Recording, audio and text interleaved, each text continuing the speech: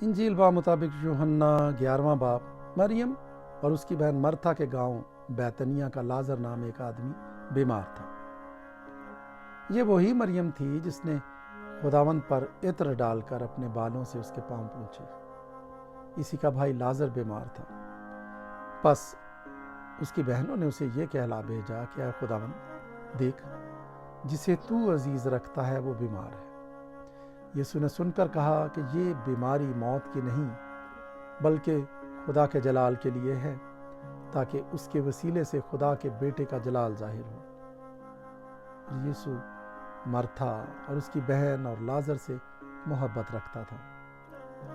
बस जब उसने सुना कि वो बीमार है तो जिस जगह था वहीं 2 दिन और रहा। फिर उसके बाद शागिर्दों से कहा, आओ फिर यहूदिया को चले।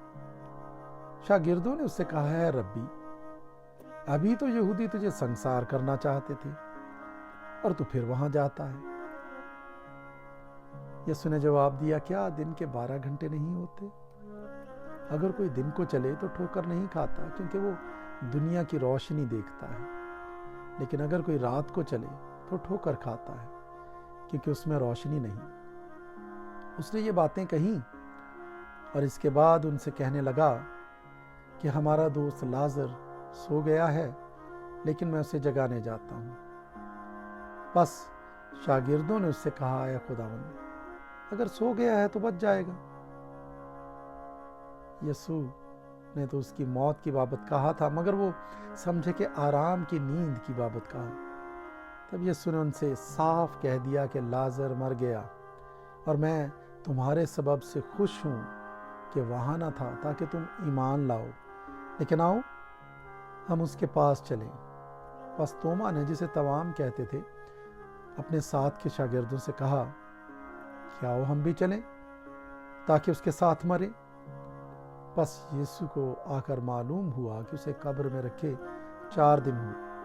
बैतनिया यरूशलेम के नज़दीक करीबन 2 मील के फासले पर था और बहुत से यहूदी मरथा और मरियम को उनके भाई के बारे में तसल्ली देने आए थे। बस मरथा यीशु के आने की खबर सुनकर उससे मिलने को गई, लेकिन मरियम घर में बैठी रही। मरथा ने यीशु से कहा, ऐ खुदावंद, अगर तू यहाँ होता तो मेरा भाई ना मरता। और अब भी मैं जानती हूँ कि जो कुछ तू खुदा से मांगेगा वो तुझे देगा। यीशु ने उससे कहा, तेरा भाई जी उठेगा। मरथा ने उससे कहा, मैं जानती हूँ कि क़यामत में आखिरी दिन जी उठेगा। यीशु ने उससे कहा, क़यामत और जिंदगी तो मैं हूँ। जो मुझ पर ईमान लाता है, गो वो मर जाए तो भी जिंदा रहेगा, और जो कोई जिंदा है और मुझ पर ईमान लाता है वो अबद तक कभी ना मरेगा। क्या तू इस पर ईमान रखती है? उसने उससे कहा, हाँ खुदावंद, मैं ईमान ला चुकी हूँ कि खुदा का बेटा मसीह जो दुनिया में आने वाला था तू ही है। ये कहकर वो चली गई और चुपके से अपनी बहन मरियम को बुलाकर कहा कि उस्ताद यहीं है और तुझे बुलाता है। वो सुनते ही जल्द उठकर उसके पास आया। यीशु अभी गांव में नहीं पहुंचा था, बल्कि उसी जगह था जहां मरथा उससे मिली थी। बस जो यहूदी घर में उसके पास थे और उसे तसल्ली दे रहे थे, ये देखकर कि मरियम जल्द उठकर बाहर गई, इस ख्याल से उसके पीछे हो लिए कि वो कब्र पर रोने जाती है। जब मरियम उस जगह पहुंची जहां यीशु था और उसे देखा, तो उसके कदमों पर गिरकर उससे कहा, ऐ खुदावंद, अगर तू यहाँ होता तो मेरा भाई न मरता। जब यीशु ने उसे और उन यहूदियों को जो उसके साथ आए थे रोते देखा, तो दिल में निहायत रंजीदा हुआ और घबरा कर कहा, तुमने उसे कहाँ रखा है? उन्होंने कहा, है खुदावंद, चलकर देख ले। यीशु के आंसू बहने लगे। बस यहूदियों ने कहा, देखो वो उसको कैसा अजीज था। लेकिन उनमें से बाज ने कहा, क्या ये शख्स जिसने अंधे की आंखें खोली इतना ना कर सका कि आदमी ना मरता? यीशु फिर अपने दिल में निहायत रंजीदा होकर कब्र पर आया। वो एक गार था और उस पर पत्थर धरा था। यीशु ने कहा, पत्थर को हटाओ। उस मरे हुए शख्स की बहन मरथा ने उससे कहा, ऐ खुदावंद, उसमें से तो अब बदबू आती है, क्योंकि उसे 4 दिन हो गए। यीशु ने उससे कहा, क्या मैंने तुझसे कहा ना था कि अगर तू ईमान लाएगी तो खुदा का जलाल देखेगी? बस उन्होंने उस पत्थर को हटा दिया। फिर यीशु ने आंखें उठाकर कहा, ऐ बाप, मैं तेरा शुक्र करता हूं कि तूने मेरी सुन ली, और मुझे तो मालूम था कि तू हमेशा मेरी सुनता है, मगर इन लोगों के बाइस जो आसपास खड़े हैं मैंने ये कहा ताकि वो ईमान लाएं कि तू ही ने मुझे भेजा है। और ये कहकर उसने बुलंद आवाज से पुकारा कि ऐ लाजर, निकल आ। जो मर गया था वो कफन से हाथ पांव बंधे हुए निकल आया, और उसका चेहरा रुमाल से लिपटा हुआ था। यीशु ने उनसे कहा, उसे खोल कर जाने दो। बस बतेरे यहूदी जो मरियम के पास आए थे और जिन्होंने यीशु का ये काम देखा उस पर ईमान लाए, मगर उनमें से बाज ने फरीसियों के पास जाकर उन्हें यीशु के कामों की खबर दी। बस सरदार काहिनों और फरीसियों ने सदर अदालत के लोगों को जमा करके कहा, हम करते क्या हैं? ये आदमी तो बहुत मोजिज़े दिखाता है।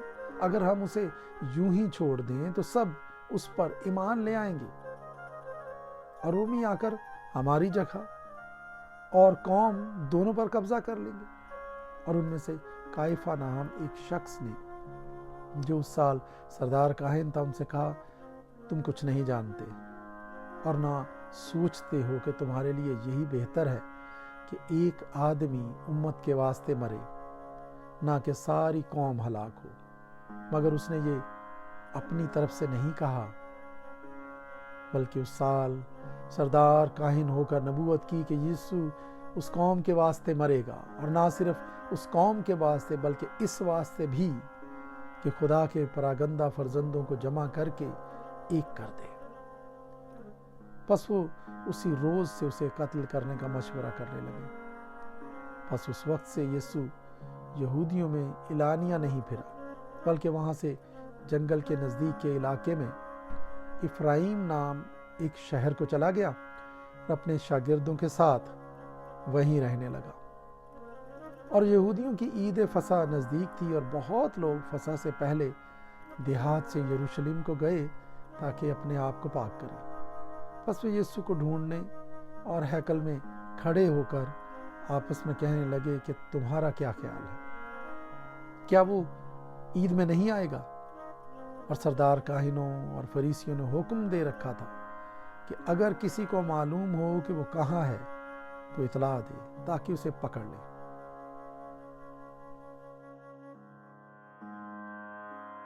इंजील बामुताबिक यूहन्ना 12वां बाब।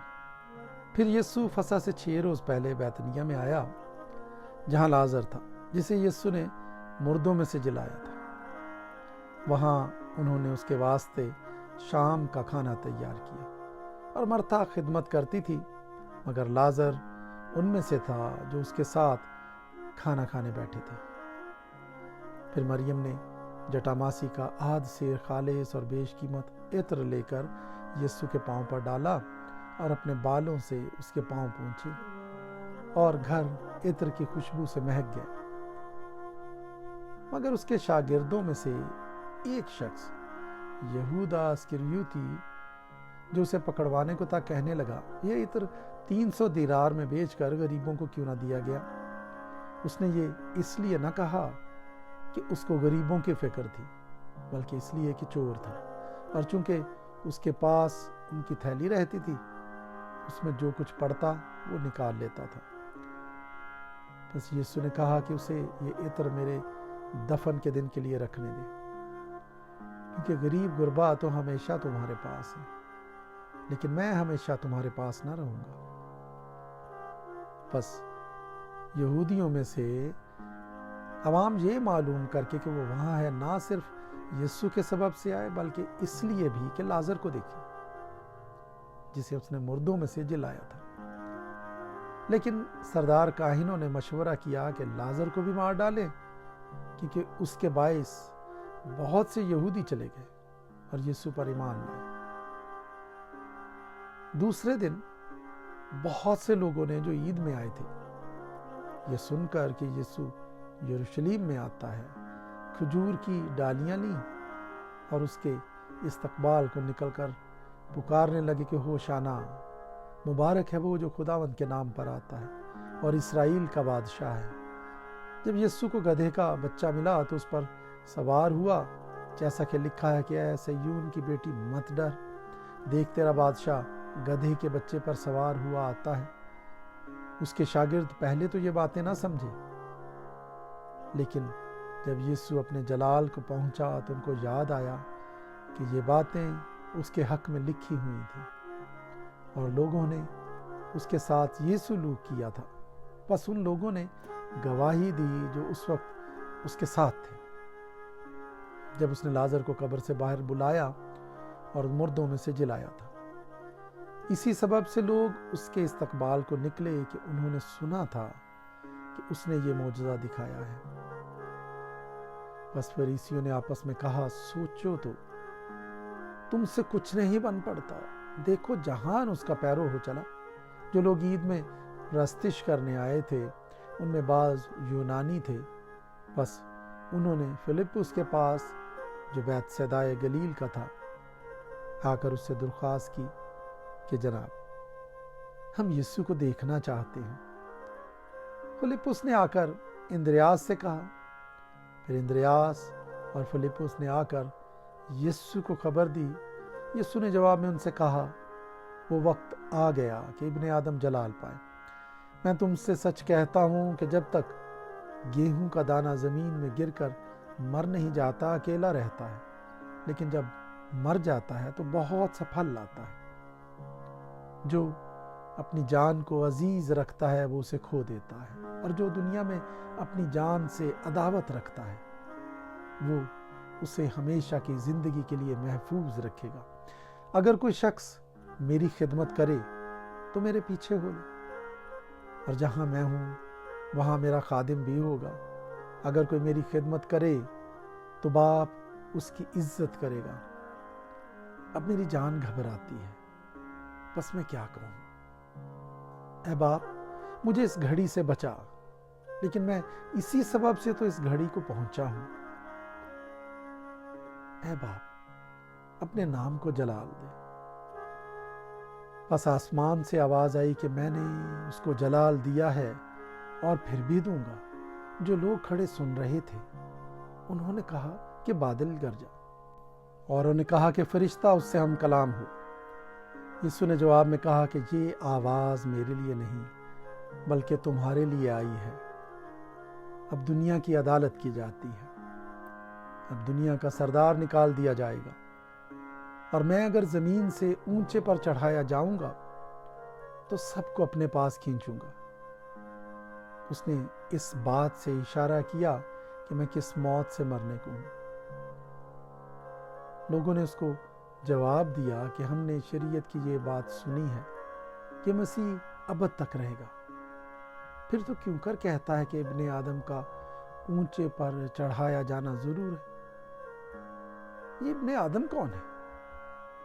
بس یسوع نے ان سے کہا کہ اور تھوڑی دیر تک نور تمہارے درمیان ہے، جب تک نور تمہارے ساتھ ہے چلے چلو۔ ایسا نہ ہو کہ تاریکی تمہیں آ پکڑے، اور جو تاریکی میں چلتا ہے وہ نہیں جانتا کہ کدھر جاتا ہے۔ جب تک نور تمہارے ساتھ ہے نور پر ایمان لاؤ تاکہ نور کے فرزند بنو۔ یسوع یہ باتیں کہہ کر چلا گیا اور ان سے اپنے آپ کو چھپایا، اور اگرچہ اس نے ان کے سامنے اتنے معجزے دکھائے تو بھی وہ اس پر ایمان نہ لائے، تاکہ یسایہ نبی کا کلام پورا ہو جو اس نے کہا کہ اے خداوند، ہمارے پیغام کا کس نے یقین کیا ہے، اور خداوند کا ہاتھ کس پر ظاہر ہوا ہے۔